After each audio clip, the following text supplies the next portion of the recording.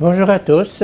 Je continue à vous partager des extraits du livre du cardinal Ratzinger, Foi, vérité, tolérance. Pour le croyant, l'Église est un sujet culturel propre. N'oublions pas que déjà dans le Nouveau Testament, le christianisme porte en lui le fruit de toute une histoire culturelle, une histoire d'acceptation et de refus, de rencontres et de changements.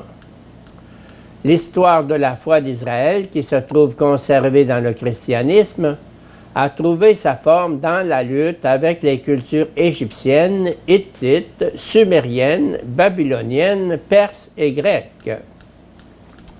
Ces cultures étaient à la fois des religions, des formes de vie historiques et globales, qui, dans la lutte de Dieu avec Israël, dans la lutte de ces grandes figures prophétiques, ont été accueillies dans la souffrance et transformées pour préparer un vase toujours plus pur pour la nouveauté de la révélation du Dieu unique. De leur côté, ces cultures y ont trouvé leur accomplissement. Elles auraient toutes disparu il y a bien longtemps si elles n'étaient restées purifiées et élevées, présentes dans la foi biblique. Certes, l'histoire de la foi d'Israël commence par l'appel adressé à Abraham. « Quitte ton pays, ta parenté et la maison de ton père. » Genèse 12, 1. Elle commence par une rupture culturelle.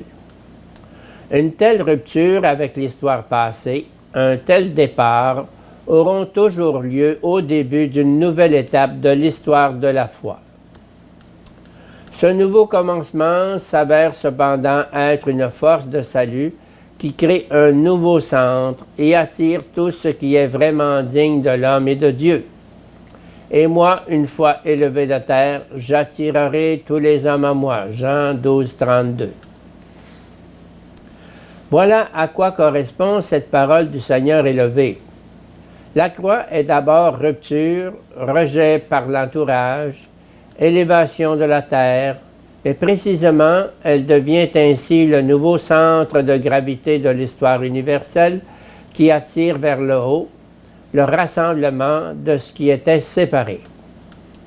Celui qui entre dans l'Église doit savoir qu'il entre dans un sujet culturel propre, qui possède une interculturalité propre développée au cours d'une histoire aux phases multiples.